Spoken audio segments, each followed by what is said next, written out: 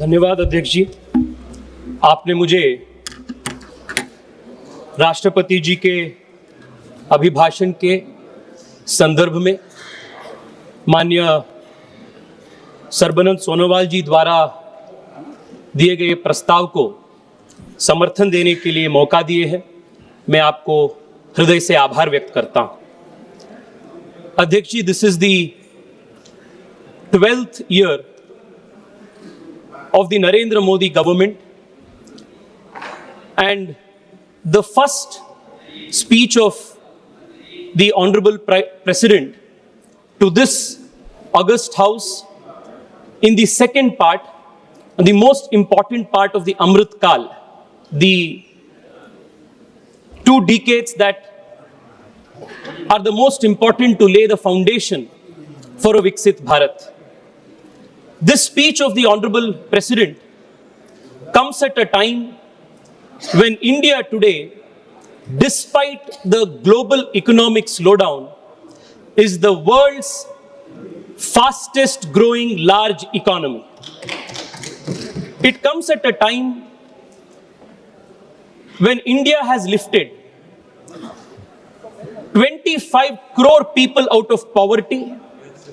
It comes at a time when our people are given wings to their aspirations.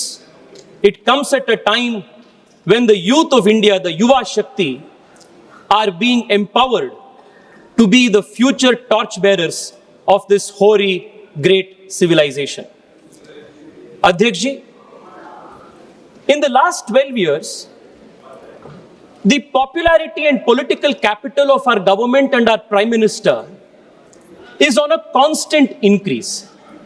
And 12 years is a very long time in a competitive democracy like ours. In the same 12 years, many other democracies have seen many leaders come and go. We have seen how in United States, in United Kingdom, in Japan, in Italy, in many countries where, like us, we have a thriving democracy, many leaders have come and gone. But it is to the testament of the Prime Minister's dedication, his delivery of governance, that not once, not twice, but consecutively, 3rd time the Prime Minister has been re-elected to office with thumping majorities, and our popularity and political capital is only increasing. अध्यक्ष जी, मैं कल राष्ट्रपति जी के अभिभाषण जब मैं पढ़ रहा था, स्वाभाविक तौर पर मुझे लगा कि पिछले 10 साल से पहले, क्योंकि पिछले 10 साल के अभिभाषण में हम सब भाग ले चुके हैं, यहां पिछले 5 साल में यहां बैठकर सुनने का मौका जनता ने मुझे दिए है। लंबी सफर पूरे देश पिछले 10 साल में हम किए हैं। स्वाभाविक रूप से मैं यूपीए की कालखंड के राष्ट्रपति के अभिभाषणों को मैं एक बार देख रहा था। To put into context the journey of development the country has done in the last 10 years, I went and read the 10 speeches of the honourable president delivered during the 10 years of the UPA.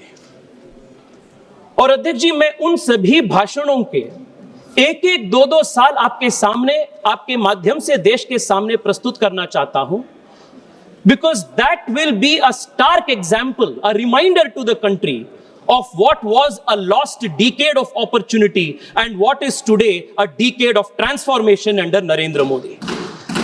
अध्यक्ष जी, सबसे बड़ा change जो पिछले 10 साल में देश में हुआ है, वो ये है कि पिछले 10 साल में राष्ट्रपति जी के हर अभिभाषण में करप्शन के स्कैम्स के या स्कैंडल के एक उल्लेख का भी जरूरत नहीं है, because we have delivered the most honest, most integrate government in the last 10 years. This has been the biggest achievement of this government. अध्यक्ष जी, मैं आपको 2011 का राष्ट्रपति जी के अभिभाषण का एक वाक्य पढ़ना चाहता हूं। This is what the Honorable President said in her address. There has been a grievance in some quarters that the benefits intended for the poor through anti-poverty programs have not reached them in full measure. ये 2011 में budget भाषण में राष्ट्रपति जी ने कहे थे। Corruption का सबसे बड़ा बोझ, करप्शन का सबसे बड़ा नुकसान देश के गरीब को होता था। And contrasted to today, when in 2026, Honorable President says in her address, my government is institutionalizing transparency and honesty in systems. In the last 1 year, my government has provided benefits worth more than 6.75 lakh crore rupees directly to the beneficiaries through direct benefit transfer. 2011 के UPA जमाने में राष्ट्रपति जी कहे हैं, she has said that the benefits intended for the poor are not reaching them in the right measure. And here in 2026, the government has delivered 6.7 lakh crore rupees in direct benefit transfers in the account to the people of this country. Adhyaksh ji, the difference is unmistakable. The UPA government acknowledged failure in delivery. The Modi government has ensured delivery with dignity. What was once rhetoric has now become reform. What was once leakage is now replaced with direct benefit transfer. This is the stark example between UPA and today's era of good governance. Adhyaksh ji, the other most important aspect of contrast lies in how the earlier government handled the country's economy. UPA के 10 साल high inflation के और लो growth के 10 साल था, policy paralysis के 10 साल था। और यूपीए के 10 साल के आप जब भाषण देखते हैं अध्यक्ष जी, मैं तो हैरान हो गया देख के। हर भाषण में फेल्यूर का एक्सप्लेनेशंस होता था, फेल्यूर के एक्सक्यूजेस होता था। मैं आपको जिक्र करना चाहता हूं 2009 के भाषण, राष्ट्रपति जी का 2009 के भाषण में कहा जाता है, India is facing a low growth. It will require meeting the challenge of restoring economic growth, which is now hurt by global economic slowdown, back to a higher growth path. High growth is necessary to provide government the capacity to expand opportunities for employment. ये 2009 का acknowledgement है।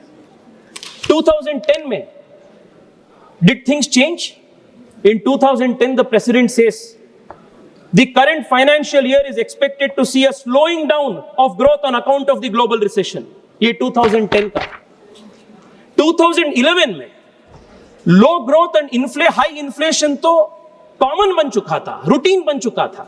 And 2011 में पुनः जिक्र होता है, we have gone through a difficult year for our country. Inflation has become a problem in the past year. 2009, 2010, 2011, the same script continues. 2013 में ये देखिए अध्यक्ष जी, we are burdened by gathering anxieties about economic slowdown, job security, employment prospects. People are concerned about the security of our women and children. The past year has been a very difficult one for the global economy. Europe is in recession. Most emerging markets are growing very slowly. It has been a difficult year for India also. Both global and domestic factors have affected our growth. The Indian economy is currently experiencing slower growth. Real GDP grew by 5.4% in the first half of the current fiscal year. This is significantly lower than the average of around 8% in the last decade. Yet 2013 में government puts this on record. Adhyaksh ji, the 10 years of UPA, the entire economic narrative was of slowdown, of inflation, of anxiety, of youth having no jobs, and most importantly, it was a narrative of excuses. मैं आज के अभिभाषण का contrast आपके सामने रखना चाहता हूं अध्यक्ष जी। Today, the Honorable President has addressed the country and she has said, over the last 11 years, the economic foundation of the country has grown significantly stronger. Despite various global crises, India has remained the fastest growing major economy in the world. India has further improved its record in keeping inflation under control. It is directly benefiting the poor and middle class. As a result of the policies of my government, the income of our citizens has increased, the savings has grown, their purchasing power has also increased. ऐसा नहीं था कि पिछले 10 साल में challenges हम नहीं face किए. We faced a once in a century pandemic, but we did not blame our domestic economic record because of a pandemic. अध्यक्ष जी, मैं कहीं पढ़ रहा था. What is the difference between great leadership and weak leadership? Weak leadership excuse देते हैं. Weak leadership बोलते हैं because of this reason we are not able to do. Great leadership ये होता है, they say despite these challenges we are doing. ये because of और despite of के जो फर्क है, यही बीजेपी और कांग्रेस के बीच का फर्क है, यही फर्क है नरेंद्र मोदी और कांग्रेस पार्टी के बीच का फर्क है. Despite a global once in a century pandemic, despite disruption of global supply chains, despite unprecedented global economic headwinds, Europe is slowing down today. Emerging economies, developed economies around the world have slowed down today. But we have not made this as an excuse. Despite these challenges, the country is today the world's fastest growing large economy in the world. This is the strength of how we have managed the macroeconomic fundamentals in the last 10 years. And it has come after a lot of hard work. I'll come there, Adhyakshji, in the next portion.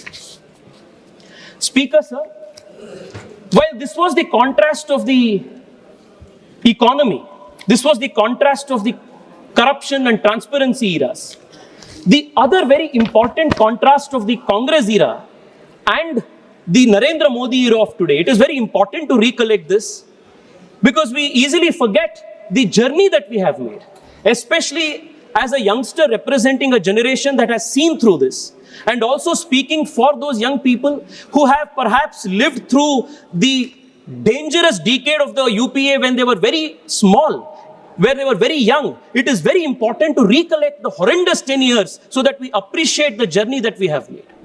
Adhyakshji, what was the situation of the country's internal security? मैं आपको जिक्र करना चाहता हूं UPA के राष्ट्रपति अभिभाषणों के वाक्यों का. In 2010 यह कहा जाता है, infiltration of terrorists from across the line of control in Jammu and Kashmir has gone up. This is the acknowledgement in 2010. In 2011, did things change? Did the government do anything? In 2011, the government again says, certain parts of the country have suffered from unacceptable high levels of violence, especially areas affected by left-wing extremism and Kashmir Valley.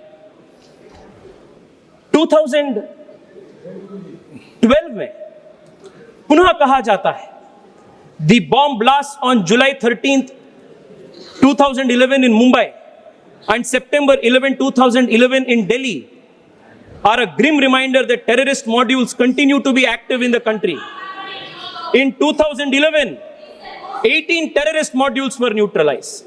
Terrorism, fundamentalism, ethnic violence and left-wing extremism continue to pose major challenges. ये 2012 का है. क्या 2013 में स्थिति सुधरी? 2013 में पुनः सरकार बोलती है टेररिज्म की बात कहे तो आपको क्यों ऐसा हो रहा है? टेररिज्म के बाद जब हम बोलते हैं आपको क्या तकलीफ हो रहा है? धीरज दिखाइए, बैठिए, सुनिए और काफी चीज है, बैठिए. 2013 में क्या स्थिति सुधरी अध्यक्ष? 2013 में, listen to this, some parts of our country have in the recent past witnessed communal incidents. Incidents of left-wing extremist violence have shown a declining trend. The number of deaths in Naxal violence declined from 611 in 2011 to 414 in 2012. Compared with 2011, the number of fatalities in incidents of terrorist violence in 2012 has declined by nearly half. शर्म होनी चाहिए ये लोगों को. अध्यक्ष जी, शर्म होनी चाहिए. ये अपने पीठ थपथपा रहे हैं किस अचीवमेंट पे? That in 2012 the number of deaths has come down to only 400 from 600. This is their achievement. That compared to 2012, compared to 2011, in 2012, the fatalities owing to terrorist attacks has come down by half. ये इनका achievement है. 10 साल Congress party इस देश की internal security को इस प्रकार के कॉम्प्रोमाइज कर दिए. This is the certificate.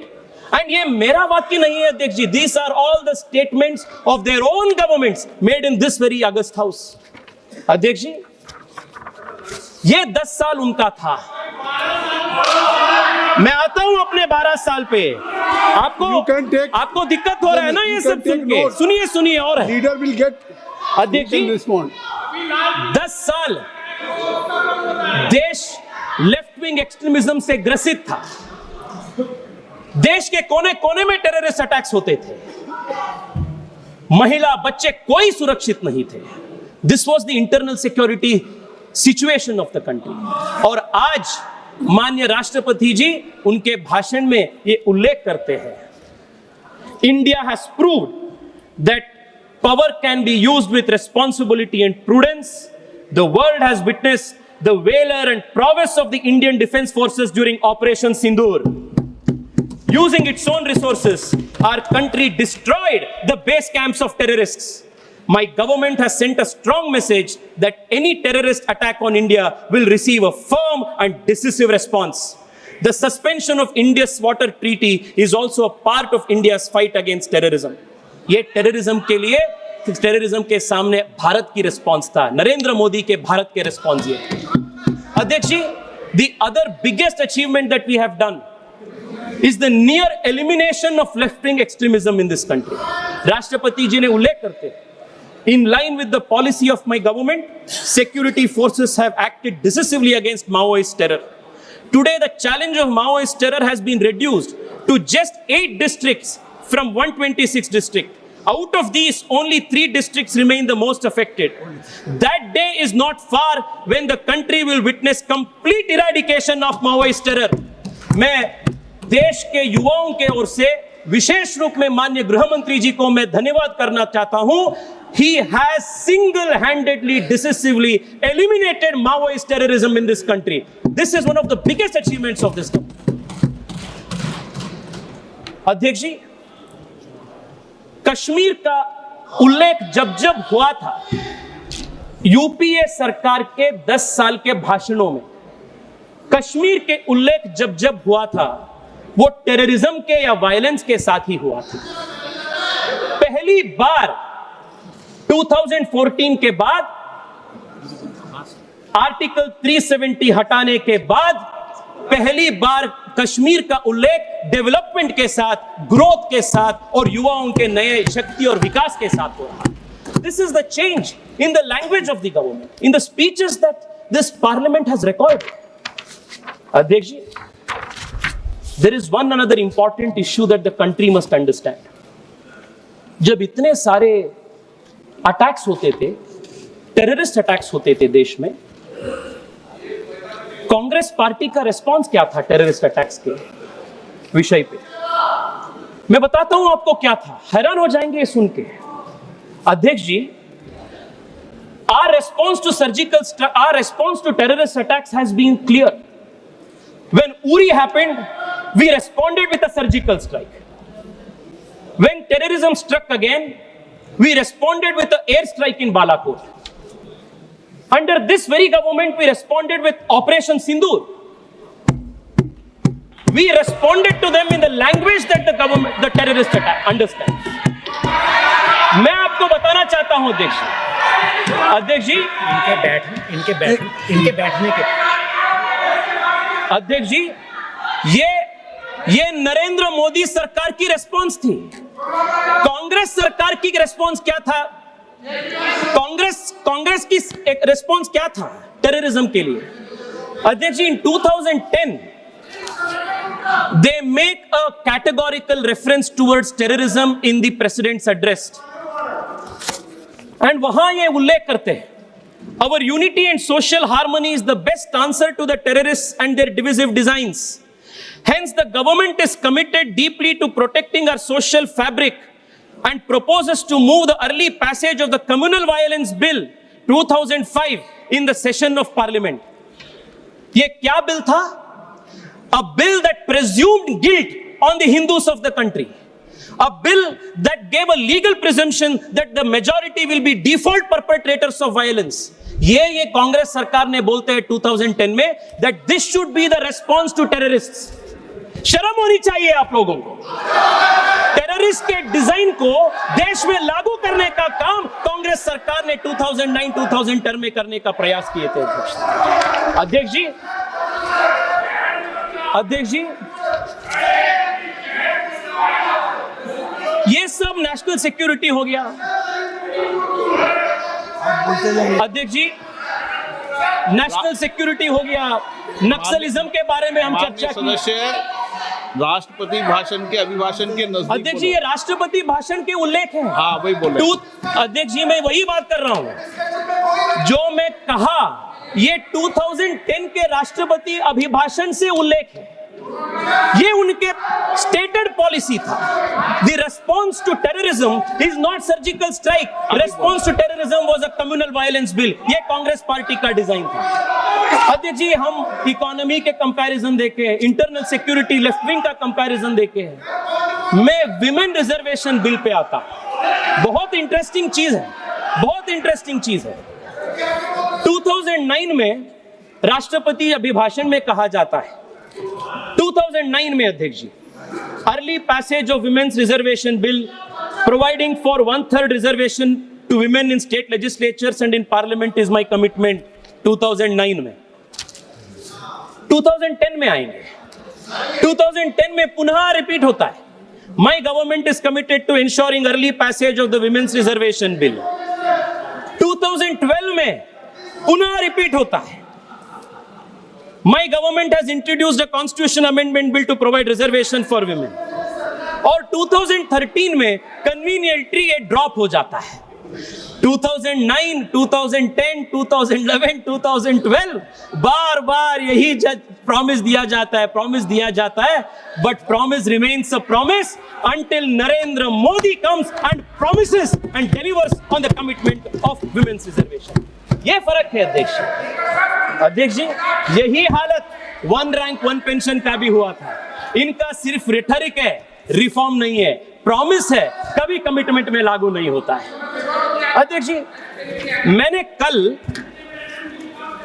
Congress के 2004 से 2014 तक 10 साल के भाषण को पीडीएफ में ओपन करके कीवर्ड सर्च किया।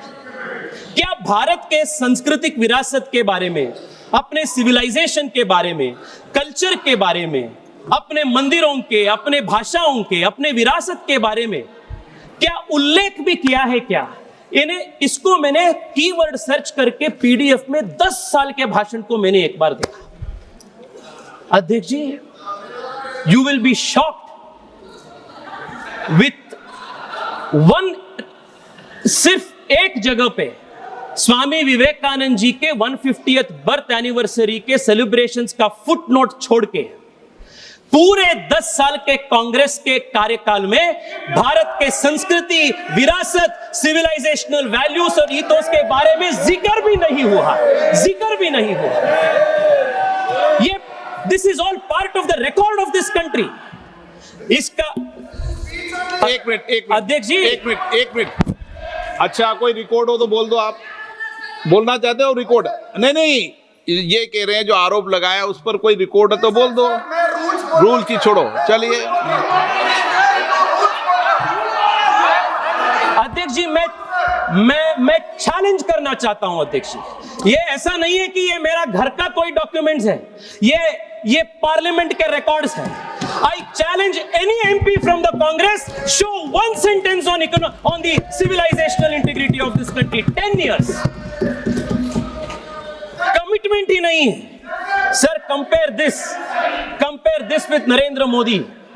2014 में पहली बार जब हम आते हैं, हम देश को वादा करते हैं, we will do technology and we will also improve tradition और टेक्नोलॉजी दोनों को भारत में कोई इंप्रूवमेंट किए हैं तो भारत में पहली बार नरेंद्र मोदी सरकार ने। अध्यक्ष जी, हृदय स्कीम 2015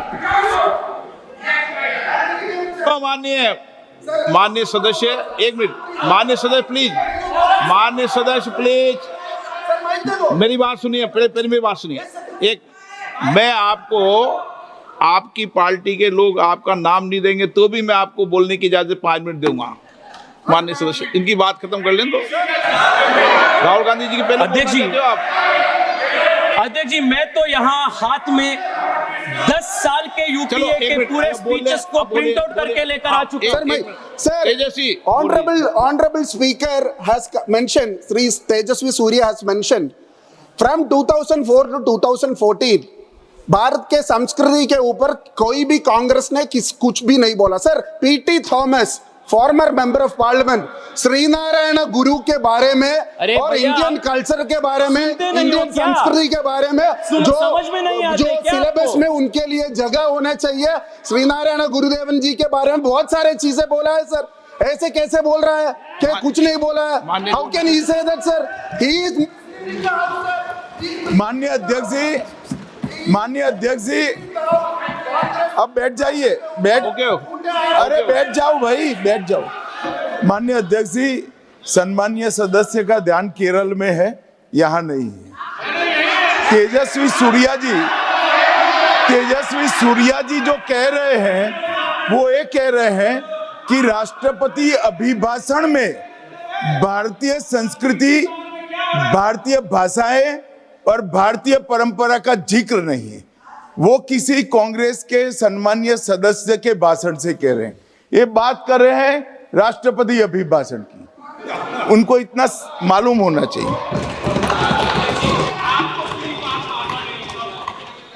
को समझाने का प्रयास उन्होंने किए आप मत समझाओ, पर समझदार हैं। अध्यक्ष जी,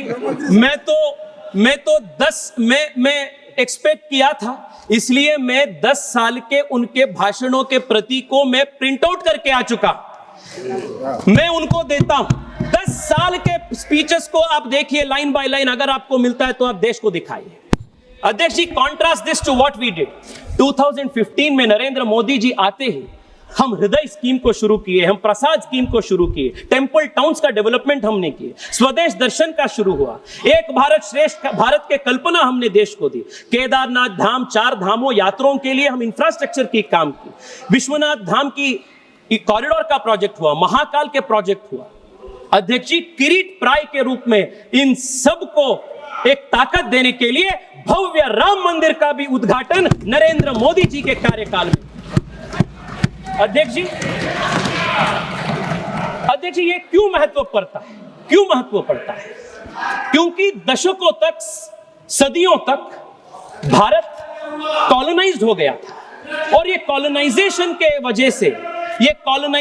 वजह से देश में एक प्रकार की इंफीरियोरिटी कॉम्प्लेक्स इस देश में आ गया था। मुझे कहने के लिए अत्यंत गर्व है अध्यक्ष जी, एक देश के युवा होने के नाते, कि इस साल के राष्ट्रपति के अभिभाषण में we have said something that no government in independent India's history has ever said. राष्ट्रपति अभिभाषण में हम बोलते हैं, from the cultural perspective, India is among the richest nations in the world. Through Macaulay's conspiracies, a sense of inferiority was instilled.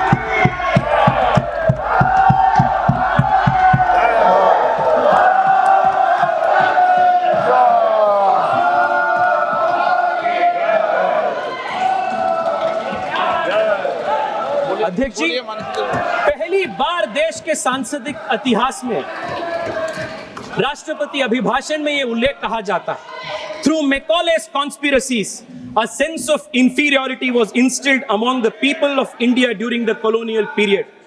Now, for the first time since independence, my government has shown the courage to strike a blow on this. ये पहली बार किसी सरकार ने colonisation के ऊपर, Macaulay के conspiracies के ऊपर, डीकॉलोनाइजेशन के ऊपर बात कही गई। This is the contrast of the last 2 years. This is the civilizational difference between the approach of the BJP and the Congress. अध्यक्ष जी, हम सुने कांग्रेस हमेशा कहते हैं, अरे मनरेगा भी हमें शुरू किए थे, डीबीटी भी हमें शुरू किए थे, आधार भी हमें शुरू किए थे, ये सब हमें शुरू किए थे। मैं आपको बताना चाहता हूं अध्यक्ष जी, जब मैं रिसर्च कर रहा था एक बहुत इंटरेस्टिंग चीज निकल कर आई। इनके रिन्यूएबल एनर्जी के टारगेट्स इनके पूरे 10 साल के राष्ट्रपति अभिभाषणों में मेगावाट्स में लिखा जाता है, मेगावाट्स में। नरेंद्र मोदी जी देश के प्रधानमंत्री बनने के बाद पहली बार गीगावाट्स का ड्रीम ये देश में होता है। नेता बड़े थे, सोच छोटा था। ये कांग्रेस की असलियत। फर्क हम दोनों के बीच में बहुत है। हिंदी के एक कवि के बात मुझे याद आ रहा है अध्यक्ष, सिर्फ पानी व पसीने में बड़ा अंतर है, सिर्फ पानी व पसीने में बड़ा अंतर है, एक पत्थर व नगीने में बड़ा अंतर है। मुर्दा गड़ियों की तरफ वक्त बिताने वालों, सांस लेने में व जीने में बड़ा अंतर है। यह बीजेपी और कांग्रेस के बीच का फर्क है अध्यक्ष जी। मैं एक और महत्वपूर्ण विषय जो देश के युवा शक्ति के साथ संबंधित है उसके ऊपर मैं देश के ध्यान आकर्षित करना चाहता हूं अध्यक्ष जी। पिछले 10 साल में सबसे बड़ा जो चेंज देश में आया है, जो मैं मानता हूं कि इंफ्रास्ट्रक्चर बिल्ड करने से कठिन है। पैसा डाले तो बिल्डिंग्स हो जाता है, इंफ्रास्ट्रक्चर फ्लाईओवर्स बन जाते हैं, एयरपोर्ट्स बन जाते हैं, पर एक देश का, एक समाज का कल्चर चेंज करना, एक बिहेवियरल पैटर्न में बदलाव ले आना, एक एस्पिरेशन में बदलाव ले आना, यह सबसे कठिन चीज होती है अध्यक्ष जी। 10 साल पहले इस देश के युवा का एस्पिरेशन क्या होता था? सबसे अच्छे पढ़े लिखे नौजवान का भी एस्पिरेशन एक सरकारी रोजगार लेने का होता था। अगर किसी के पास सरकारी रोजगार नहीं मिला तब वो जाके प्राइवेट में काम करता था। It was look down upon it. और तब वो प्राइवेट में भी जब उनको काम नहीं मिलता था तब as the last resort of a loser वो बिजनेस करने के लिए जाता था। ये 10 साल पहले देश की स्थिति थी, पर आज देश के एस्पिरेशन बदलाव हो गया है, चेंज हो गया है। देश के युवा आज जॉब सीकर नहीं, आज जॉब गिवर बनना चाहते हैं। एक एंटरप्रेन्योरल रेवोल्यूशन देश के बन गए। ये कल्चर में जो चेंज करने की बात है, इट इज वेरी रेयर अध्यक्ष जी। मैं आपको दिखाना चाहता हूं, जैसे मैं सांस्कृतिक विरासत के बारे में उल्लेख किया, वैसे ही स्टडी में 10 साल के यूपीए के भाषणों में entrepreneurship, startup, ease of doing business, economy strengthening, deregulation, decriminalization, ऐसे 8-10 कॉम्बिनेशंस में मैं वर्ड सर्च किया 10 साल के भाषणों में। एक बार भी स्टार्टअप का जिक्र 10 साल में नहीं है। एक बार भी एंटरप्रेन्योरशिप का जिक्र 10 साल में नहीं है। एक बार भी deregulation, ease of doing business, PLI, ऐसे एक स्कीम का भी उल्लेख नहीं है अध्यक्ष जी। The biggest change that we have seen in the last 10 years is Narendra Modi has given the young of India a new vocabulary of building India. आज देश के युवा एंजल इन्वेस्टमेंट के बारे में बात कर रहे हैं, आईपीओ के बात कर रहे हैं, मुद्रा के बारे में, स्टैंड अप के बारे में, पीएलआई के बारे में, कंपनी को आईपीओ ले जाने में। ये 10 साल पहले देश के युवाओं के वोकैबुलरी में ही ये शब्द नहीं था। This change is what Narendra Modi सरकार has brought to this country and this is the difference that has come. अध्यक्ष जी, मैं वाइंड अप कर रहा हूं 1-2 मिनट में। कन्नड़ा में अध्यक्ष जी कहा जाता है, एक कवि ने बोला है, मूरु सागर नूरु मंदिर दैव ಸಾವಿರವಿದ್ದರೆ, ಗಂಗೆ ಇದ್ದರೆ, ಸಿಂಧುವಿದ್ದರೆ, ಗಿರಿ ಹಿಮಾಲಯವಿದ್ದರೆ, ವೇದವಿದ್ದರೆ, ಭೂಮಿ ಇದ್ದರೆ, ಘನ ಪರಂಪರೆ ಇದ್ದರೆ, ಏನು ಸಾರ್ಥಕ ದೇಶದ ಯುವಕರೇ ಮಲಗಿ ನಿದ್ರಿಸುತ್ತಿದ್ದರೆ. ये कन्नड़ा में एक कवि कहते हैं, इसका मतलब यह है अध्यक्ष जी, 3 सागर हो, 100 मंदिर हो, हजारों देवता हो, गंगा सिंधु हो, हिमालय पर्वत हो, वेद धरती हो, गौरवशाली परंपरा हो, लेकिन यदि देश के युवा सोए रहे, दिशाहीन भटकते रहे, तो इन सब का क्या अर्थ है? ये इसका मतलब है 10 साल तक देश के युवाओं को दिशाहीन कर दिए थे। 10 साल तक देश के युवाओं को जागृत करने के लिए प्रयास ही नहीं हुआ था। पहली बार नरेंद्र मोदी जी के नेतृत्व में आज देश के युवा जाग चुके हैं। आज देश के युवा नए भारत बनाने का संकल्प कर चुके हैं। अध्यक्ष जी 2 मिनट में समाप्त करता हूं, 2 मिनट में अध्यक्ष जी। और एक बहुत इंटरेस्टिंग विषय निकल कर आता है जब अध्यक्ष जी हम 10 साल के इनके भाषणों के ऊपर हम सर्च करते हैं। मैं 10 साल के भाषण में विकसित भारत का या डेवलप्ड इंडिया का या सुपर पावर इंडिया का क्या जिक्र है क्या, इसका भी मैं सर्च किया। 10 साल के इनके पूरे भाषणों में, 10 साल के इनके पूरे भाषणों में विकसित भारत का डेवलप्ड इंडिया का उल्लेख भी नहीं 10 साल के भाषणों में हुआ। देश के युवाओं के सामने एक डेवलप्ड इंडिया का, एक विकसित भारत का लक्ष्य तक ये लोग ने नहीं रखे थे अध्यक्ष जी। उसको हासिल करने का बात छोड़िए। ये फर्क है जिसके हृदय में भारत के प्रति भक्ति होती है, ये विकसित भारत की उक्ति करती है। जिसके मन में जिसके नियत नहीं है, क्लियर नहीं है, उनका नीति भी ठीक नहीं होता है अध्यक्ष जी। अध्यक्ष जी मैं अंत में आप सबको कंक्लूड करने से पहले मैं समझ सकता हूं आपका तकलीफ क्या है, मैं समझ सकता हूं आप सबका तकलीफ क्या है। मैं कोई पढ़ रहा था अध्यक्ष जी कि राहुल गांधी जी के नेतृत्व में 95 डिफीट्स इंडिया अलायंस और कांग्रेस पार्टी का लगातार चुनावों में हो चुका है। 5 चुनाव आने वाला है। बंगाल के अपने सभी वरिष्ठ सांसदों ने भी बहुत तकलीफों में जुड़े। मैं राहुल गांधी जी को, इंडिया अलायंस को सेंचुरी का एडवांस कांग्रेचुलेशंस देना चाहता हूं। बंगाल से, केरल से, तमिलनाडु से, हर जगह से भी आप खाली होंगे, हर जगह नरेंद्र मोदी नेतृत्व वाली भारतीय जनता पार्टी की सरकार सामने आ रही है। अध्यक्ष जी India today is on the cusp of a new economic revolution. पिछले 10 साल में हम फाउंडेशन करने का काम किए। इन द लास्ट 1 year प्रधानमंत्री जी is reform express is going in all speed to promise the new generation of Indians a life, a quality of infrastructure, a quality of living that no generation in India has seen before. जब Ursula von der लेyen जी जो आए थे, commissioner of Europe, on the day of the Republic Day, after meeting with the Honorable Prime Minister, she had put a tweet. She said, "A successful India makes the world more stable, more prosperous and secure. We all benefit with India's growth." ये European union के commissioner की बात है। When India grows, India will grow not to dominate the world. India will grow to transform the world. This is the commitment the Honorable Prime Minister has given to the youth of this country.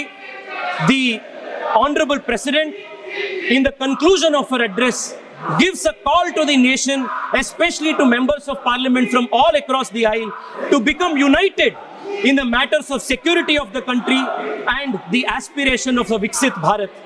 आइए हम विकसित भारत के इस बड़े लक्ष्य के सामना करने के लिए, इसको संकल्प को सिद्धि करने के लिए ये छोटे मोटे पॉलिटिकल डिफरेंसेस को पीछे हटकर देश के लिए एकजुट बनकर आगे बढ़ने का काम करेंगे। अध्यक्ष जी आपने राष्ट्रपति जी के अभिभाषण के ऊपर मुझे बात रखने के लिए आप मौका दिए हैं, मैं आपको हृदय से धन्यवाद करता हूं और भारत मां के सेवा में हम सब मन से दिल से काम करें, यही अपेक्षा के साथ मैं आपको धन्यवाद करता हूं। भारत माता की जय। ನಿಖರ ಸುದ್ದಿ, ಸದಭಿರುಚಿಯ ಕಾರ್ಯಕ್ರಮ. ನೀವು ನೋಡ್ತಾ ಇದ್ದೀರಾ ಕಹಳೆ ನ್ಯೂಸ್, ಸಮಾಜದ ಜಾಗೃತಿಗಾಗಿ ವಸ್ತುನಿಷ್ಠ ವರದಿ.